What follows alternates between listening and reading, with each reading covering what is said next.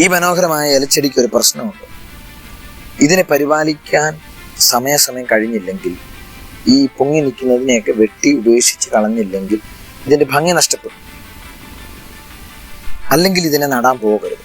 നടുവാണെങ്കിൽ ഇതിനെ വെട്ടി പരിപാലിച്ചോ. ഇത് തന്നെയാണ് പാപ സംബന്ധമായിട്ട് വചനം പഠിപ്പിക്കുന്നത്.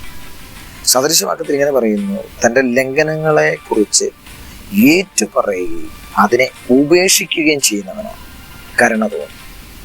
ഒന്നെങ്കിൽ വളർത്തുക, അല്ലെങ്കിൽ ഇതിനെ ഉപേക്ഷിക്കുക.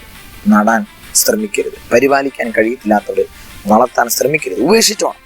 ആ പദ്ധതി വേണ്ടെന്ന് വെച്ചോ. വചനം പഠിപ്പിക്കുന്നു, പാപത്തെ ഏറ്റുപറയുക മാത്രമല്ല, അതിനെ ഉപേക്ഷിക്കുന്നത് അവനോട് മാത്രമേ ദൈവത്തിന് കരുണ തോന്നും. ദൈവത്തിന് കരുണ വേണോ? പ്രാർത്ഥിക്കുമ്പോൾ ഏറ്റുപറച്ചിൽ മാത്രം അവസാനിപ്പിക്കരുത്. പ്രാർത്ഥിക്കുമ്പോൾ മാത്രം അതിനെ ഏറ്റുപറയുകയല്ല, ജീവിതത്തിൽ അതിനെ ഉപേക്ഷിക്കുക. അല്ലെങ്കിൽ വെച്ച് പിടിപ്പിക്കാൻ നടാൻ പോകരുത്.